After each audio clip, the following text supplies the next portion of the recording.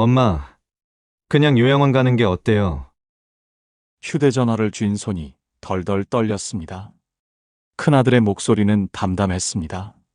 엄마도 이제 나이 드셨잖아요. 우리도 바쁘고, 솔직히 챙겨드릴 여유가 없어요. 그때 옆에서 작은 아들의 목소리가 들려왔습니다. 작은 아들도 함께 있었습니다. 엄마, 거기 시설도 좋고 사람들도 많다면서요. 혼자 계시는 것보다 훨씬 나을 거예요. 순간 가슴이 무너지는 기분이었습니다. 이게 무슨 말일까요?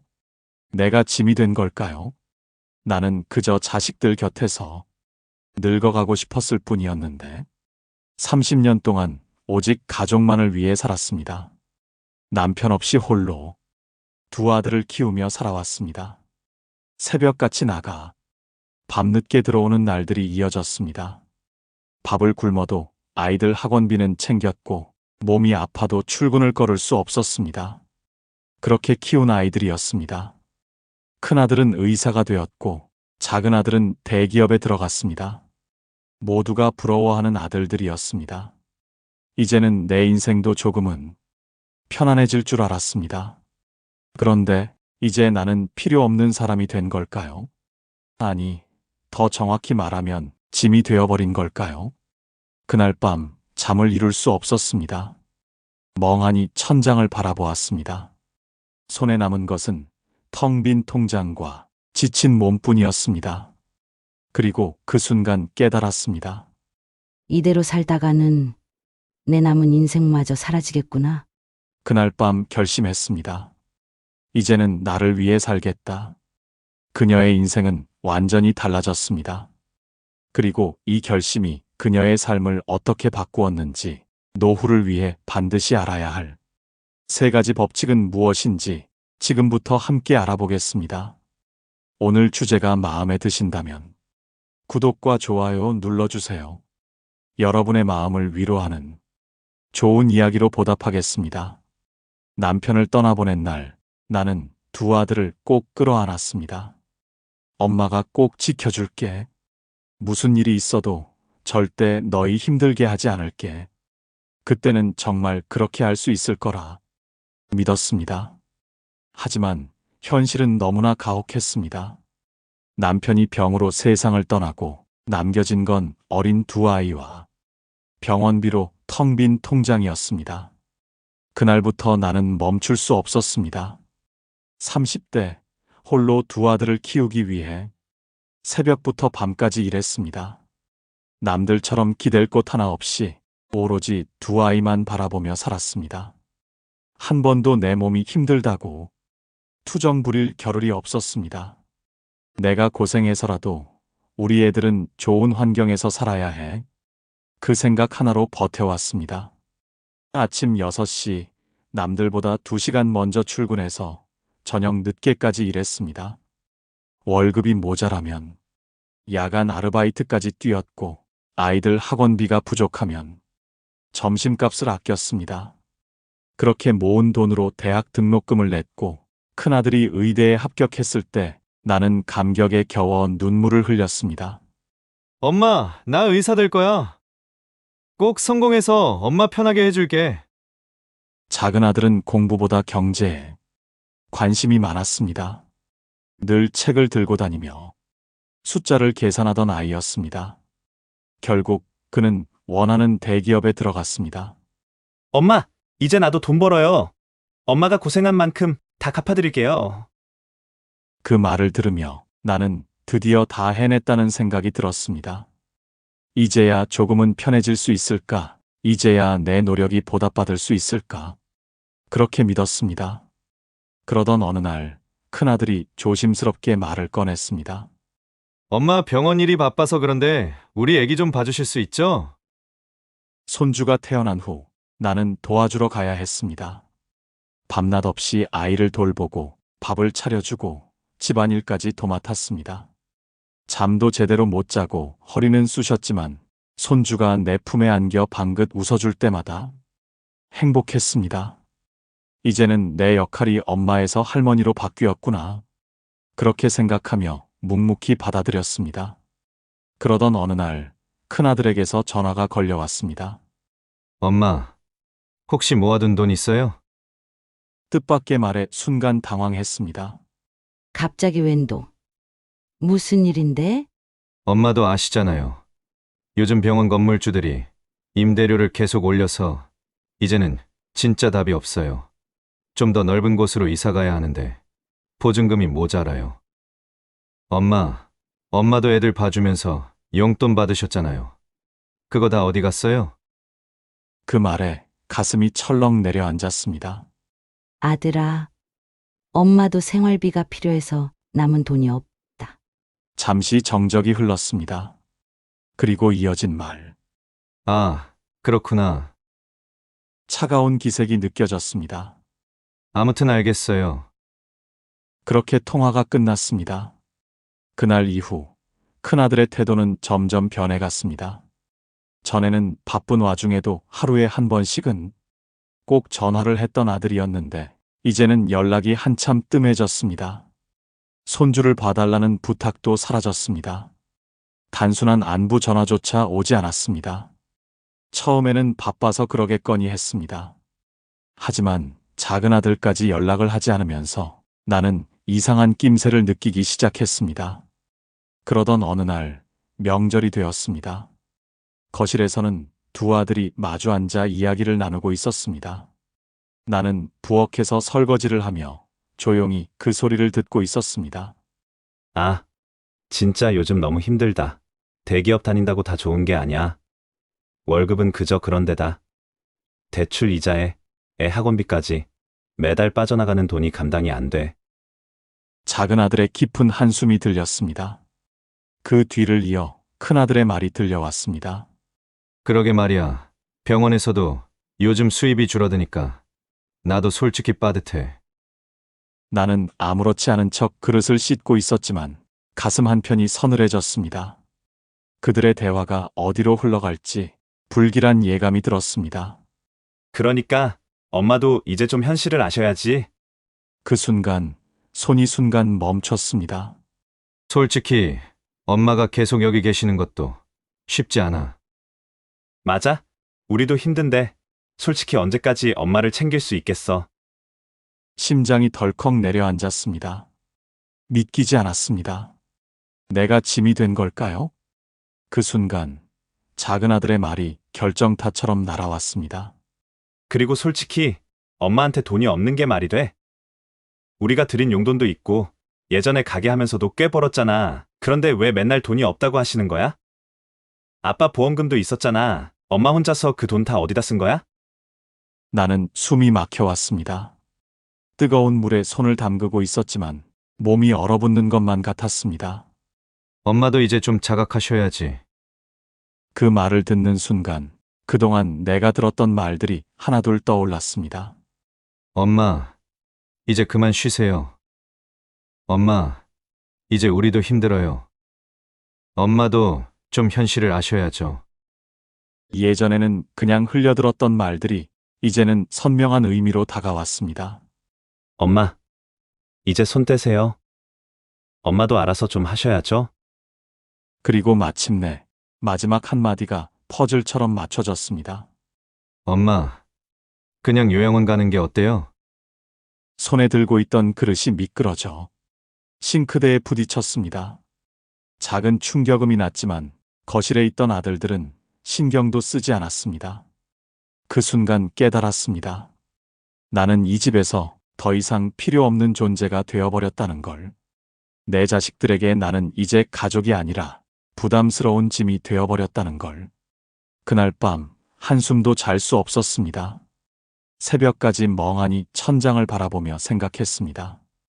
평생을 자식들에게 바쳤습니다. 내가 먹고 싶은 걸 참고 하고 싶은 걸 미뤄가며 살아왔습니다. 그런데 결국 이 말을 듣기 위해 그렇게 살아온 걸까요? 그제야 진짜 깨달았습니다. 나는 내 인생을 완전히 잘못 살았습니다. 그날 밤 나는 결심했습니다. 이제부터 나를 위해 살겠다. 그날 밤 아무리 눈을 감아도 잠이 오지 않았습니다. 마음은 텅 비었고 머릿속은 복잡했습니다. 이대로 살다가는 아무 의미 없이 끝나버릴 것만 같았습니다. 뭔가 방법이 없을까?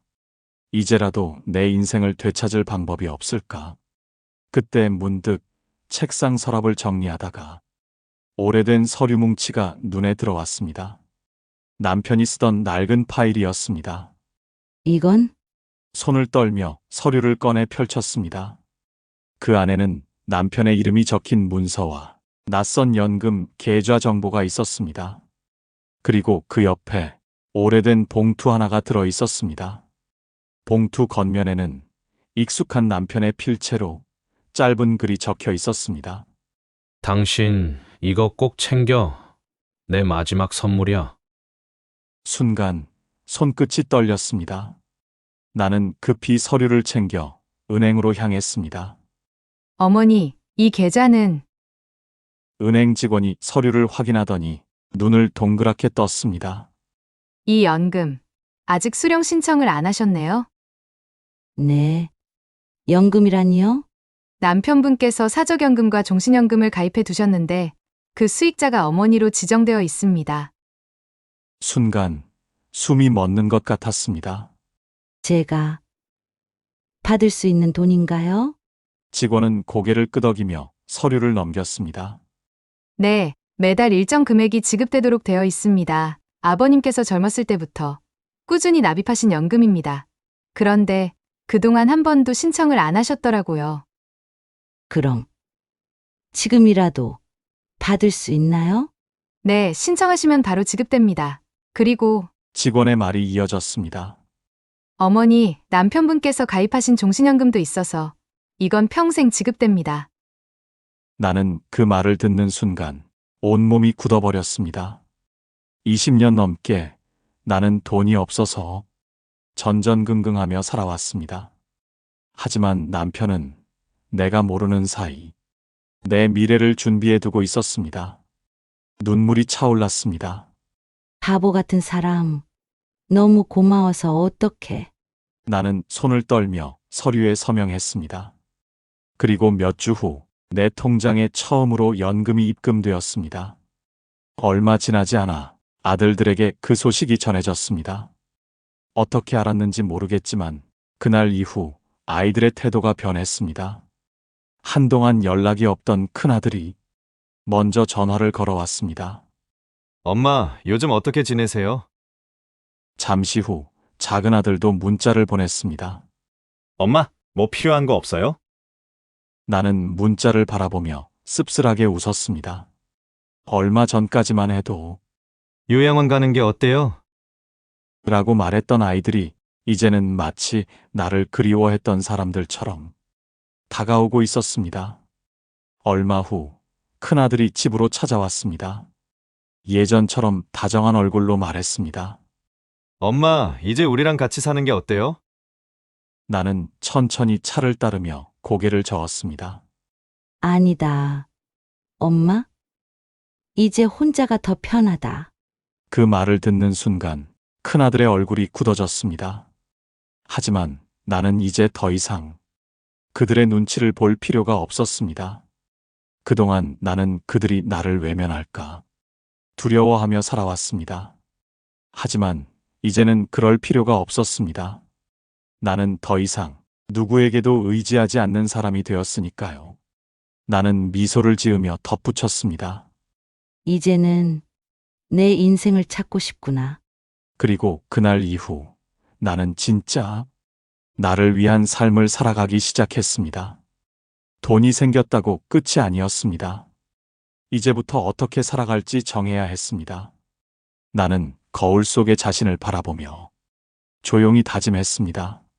이제부터 이 돈을 어떻게 써야 내 남은 인생이 달라질까? 한때는 돈이 없어서 자식들에게 의지해야 했고 그들에게 휘둘리며 눈치를 보며 살아왔습니다. 하지만 이제는 다시 그런 실수를 반복하지 않기로 결심했습니다. 내가 벌지 않은 돈은 쉽게 사라진다. 그동안 많은 사람들을 보아왔습니다.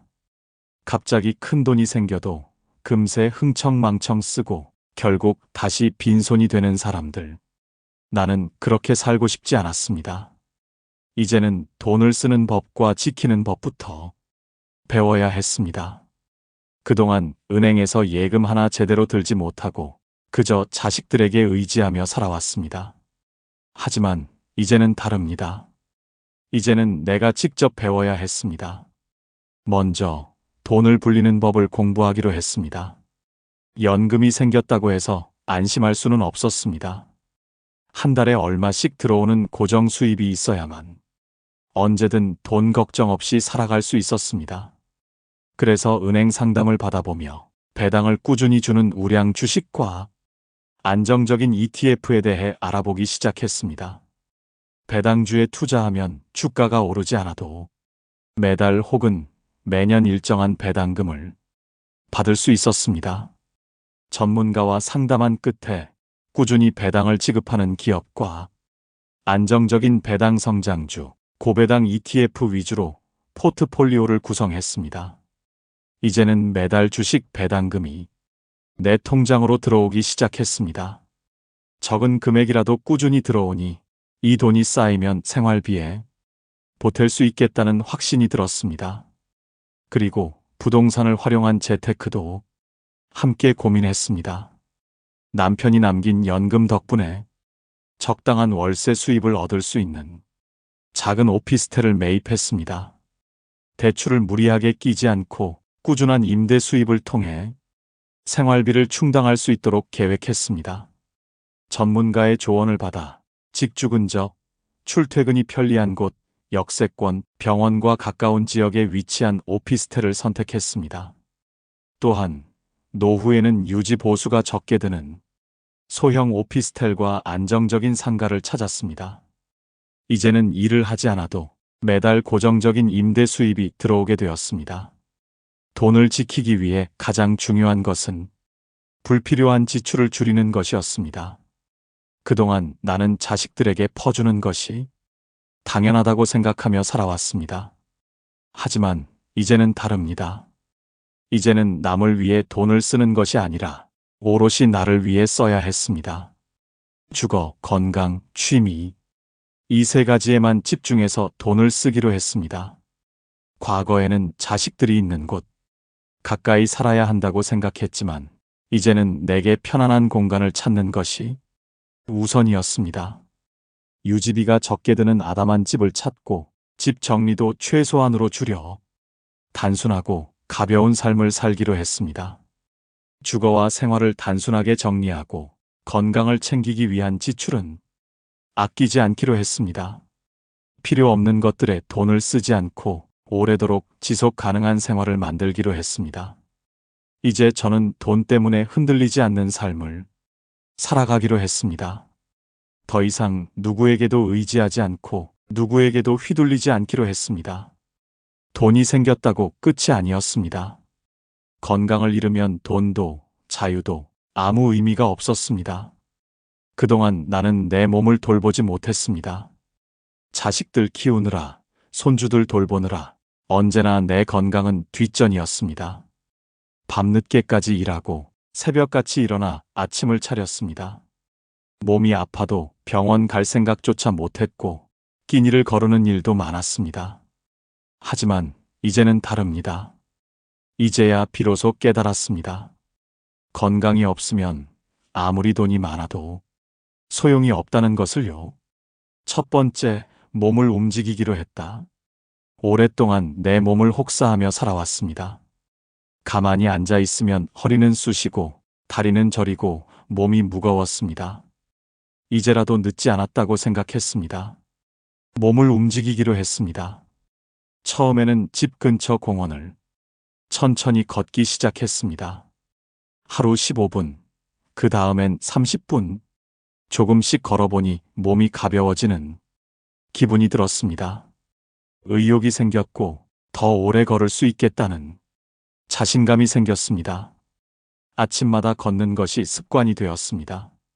그동안은 바쁘다는 핑계로, 피곤하다는 이유로 몸을 움직이지 않았습니다. 하지만 매일 꾸준히 걷기 시작하니 몸이 달라지기 시작했습니다. 예전에는 계단 한 칸 오르기도 힘들었는데 이제는 숨도 덜 차고 몸도 가뿐해졌습니다. 운동하는 것이 어렵거나 부담스럽다면 그저 하루 30분이라도 걷는 것만으로도 큰 변화가 온다는 걸 알게 되었습니다. 두 번째, 식습관을 바꾸기로 했다. 예전에는 내 식사는 늘 대충 해결했습니다. 자식들 반찬을 만들고 남은 걸로 끼니를 때우거나 빨리 배를 채울 수 있는 것들만 먹었습니다. 그러다 보니 건강은 점점 나빠지고 몸은 무거워지기만 했습니다. 이제는 나를 위한 식사를 하기로 했습니다. 소금과 설탕을 줄이고 신선한 채소와 단백질 위주의 식단을 챙겼습니다. 기름진 음식과 가공식품은 가능한 피하고 천천히 꼭꼭 씹어 먹는 습관을 들였습니다. 처음에는 맛이 심심하게 느껴졌습니다. 하지만 며칠이 지나자 몸이 한결 가벼워지는 걸 느낄 수 있었습니다. 속이 편안해졌고 몸이 덜 붓고 컨디션도 좋아졌습니다. 가끔은 좋아하는 음식을 먹기도 했습니다. 맛있는 빵을 한 조각 사 먹기도 하고 커피 한 잔을 마시며 여유를 즐기기도 했습니다. 하지만 이제는 무작정 먹는 것이 아니라 나를 위한 음식, 나를 위한 식사를 하기로 했습니다. 세 번째, 정기적인 건강검진을 받기로 했다. 그동안 나는 병원에 가는 것을 꺼려 했습니다. 아프면 쉬면 되지, 병원 가봤자 돈만 든다라고 생각하며 버텼습니다. 하지만 이제는 건강을 지키기 위해서는 미리 체크하고 대비하는 것이 가장 중요하다는 걸 알았습니다. 혈압, 혈당, 골밀도, 이제는 정기적으로 건강검진을 받으며 내 몸을 돌보기로 했습니다. 예전에는 병원 문턱을 넘는 것이 부담스러웠지만 막상 가보니 내 몸을 위해 하는 일이라는 생각이 들었습니다. 미리 건강을 관리해야 오래오래 건강하게 살 수 있다는 것을 깨달았습니다. 이제는 아프기 전에 먼저 신경 쓰기로 했습니다. 나를 위한 건강, 나를 위한 삶을 살아가기로 했습니다. 네 번째, 몸뿐만 아니라 마음의 건강도 지키기로 했다. 건강은 단순히 몸만 챙긴다고 되는 것이 아니었습니다. 마음도 건강해야 진짜 행복한 인생을 살 수 있습니다. 그동안 나는 늘 바쁘게 살면서 정작 내 마음이 어떤지 돌아볼 시간이 없었습니다. 외롭고 힘들어도 괜찮다고 애써 넘겨버렸습니다. 하지만 이제는 다릅니다. 이제는 내 마음을 챙기기로 했습니다. 좋은 사람들과의 만남을 소중히 여기기로 했습니다. 나를 힘들게 하는 관계는 자연스럽게 멀어지고 서로 아껴주고 함께 있으면 편안한 사람들과 더 가까이 하기로 했습니다. 가끔은 혼자만의 시간을 가지며 좋아하는 음악을 듣거나 책을 읽으며 마음을 정리하는 시간을 가졌습니다. 나를 힘들게 하는 것들에서 벗어나기로 했습니다. 이제는 무조건 참지 않고 내 감정을 솔직하게 표현하고 내가 원하는 방향으로 삶을 살아가기로 했습니다. 이제야 비로소 깨달았습니다. 건강이 없으면 돈도 자유도 아무 의미가 없다는 것을요. 아무리 많은 돈이 있어도 몸이 아프면 즐길 수 없고 마음이 병들면 행복할 수 없습니다. 이제 나는 몸도 마음도 건강하게 살아가기로 했습니다. 더 이상 누군가를 위해서가 아니라 온전히 나를 위해서 말입니다. 그리고 또 한 가지 깨달았습니다. 돈과 건강만으로는 진정한 행복을 누릴 수 없다는 것을요. 진짜 행복은 결국 사람에게서 온다는 것을요. 그동안 내 삶은 온전히 자식들에게 묶여 있었습니다. 그들이 필요할 때는 나를 찾고 더 이상 필요하지 않으면 밀어내는 관계. 하지만 이제는 다릅니다. 더 이상 그들에게 기대지 않기로 했습니다. 나를 필요로 하는 사람들에게 의존하지 않고 오히려 내가 진짜 편안하게 지낼 수 있는 사람들과 관계를 맺기로 했습니다. 첫 번째, 불필요한 인간관계를 정리했다. 살면서 많은 사람들을 만났습니다. 그 중에는 진심으로 나를 아껴주는 사람도 있었지만 나를 이용하려는 사람들도 많았습니다. 필요할 때만 연락하는 사람, 자기에게 이득이 될 때만 다가오는 사람, 언제나 내 시간과 에너지를 빼앗아가는 사람들. 이제는 그런 관계를 정리하기로 했습니다. 자식들과도 거리두기가 필요했습니다. 예전 같았으면 자식들이 연락을 하면 무조건 달려갔겠지만 이제는 그렇게 하지 않기로 했습니다. 큰아들이 찾아와 말했습니다. 엄마, 이제 우리랑 같이 사는 게 어때요? 나는 차분히 차를 따르며 대답했습니다. 아니다. 엄마는 이제 혼자가 더 편하다. 그 말을 듣는 순간 큰아들의 얼굴이 굳어졌습니다. 하지만 나는 더 이상 그들의 눈치를 볼 필요가 없었습니다. 내가 언제까지나 그들에게 헌신해야 할 의무는 없으니까요. 자식이라고 해서 무조건 희생하는 것이 아니라 이제는 나를 위한 삶을 살아가기로 했습니다. 두 번째, 좋은 사람들과 새로운 관계를 맺기로 했다. 혼자 살아가기로 했지만 외롭다는 생각은 들지 않았습니다. 이제는 진짜 내가 즐거운 사람들과 함께하기로 했습니다. 자식들에게 맞춰 살던 예전과는 다르게 이제는 내 감정이 편안한 사람들과 어울리기로 했습니다. 가까운 이웃들과 차를 마시며 담소를 나누고 가끔은 동네 모임에도 참석하며 새로운 인연을 만들었습니다. 사람들과 어울린다는 것이 꼭 누군가를 위해 희생하는 것이 아니라 진짜 편하게 대화하고 함께하는 것만으로도 삶이 풍요로워질 수 있다는 걸 깨달았습니다. 이제는 나를 힘들게 하는 관계가 아니라 나를 웃게 하는 관계를 만들기로 했습니다.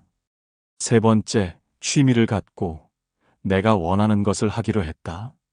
그동안 나는 하고 싶은 것이 있어도 늘 미뤄왔습니다. 자식들에게 돈을 써야 한다는 이유로, 바쁘다는 이유로 내가 이런 걸 해도 되나? 라는 생각 때문에 정작 나를 위한 시간을 만들지 못했습니다. 하지만 이제는 다릅니다. 내가 하고 싶은 것, 배우고 싶은 것, 즐기고 싶은 것을 하기로 했습니다. 예전부터 관심 있었던 요리 클래스를 등록했습니다. 새로운 요리를 배우면서 나를 위한 식사를 정성껏 차려 먹는 일이 즐거워졌습니다. 또 가끔은 소규모 여행을 떠나기로 했습니다. 예전에는 혼자 가는 여행이 무슨 의미가 있을까 싶었지만 막상 떠나보니 너무나도 자유로웠습니다. 보고 싶은 곳을 마음껏 보고 먹고 싶은 음식을 천천히 음미하고 오롯이 나를 위한 시간을 보낼 수 있었습니다. 이제야 진짜 나를 위한 삶을 살고 있다는 생각이 들었습니다. 더 이상 누군가의 엄마, 누군가의 보호자가 아니라 내가 나를 위해 살아가는 사람이 되었다는 것을요. 그리고 깨달았습니다. 진짜 행복은 거창한 것이 아니라 바로 이렇게 하루하루를 즐기면서 좋은 사람들과 어울리며 내가 하고 싶은 일을 하며 살아가는 것이라는 걸요. 나는 더 이상 누군가의 엄마, 누군가의 할머니로만 살지 않기로 했습니다. 이제는 오롯이 나를 위한 인생을 살기로 했습니다. 돈이 없어서 자식들 눈치를 보며 살던 나는 이제 없습니다. 내 몸을 돌보지 못해 늘 아프고 피곤하던 나도 이제 없습니다. 이제야 깨달았습니다. 노후에 기대야 할 것은 남편도 자식도 가족도 아닙니다. 그 누구도 아닙니다. 자식들은 결국 자신의 삶을 살기 마련이고 남편이 나보다 먼저 떠나면 나는 혼자가 됩니다. 형제, 친척도 마찬가지입니다. 아무리 가까운 사람이라 해도 결국 내 인생을 책임지는 것은 나뿐입니다. 마지막까지 지켜야 할 단 한 가지는 바로 나 자신입니다. 돈이 있어야 누구에게도 휘둘리지 않고 건강이 있어야 자유롭게 살 수 있으며 좋은 사람들과 함께해야 외롭지 않은 삶을 살 수 있습니다. 그동안 얼마나 애쓰셨나요? 자식 키우느라, 가족 돌보느라 내 몸이 부서지는 줄도 모르고 살아오셨죠. 쉬고 싶어도, 포기하고 싶어도 그저 가족을 위해 버텨오셨죠. 이제는 괜찮습니다. 이제는 그 힘든 시간들을 보내온 나 자신을 위해 살아도 괜찮습니다. 더 이상 누구를 위해 희생하지 않아도 됩니다.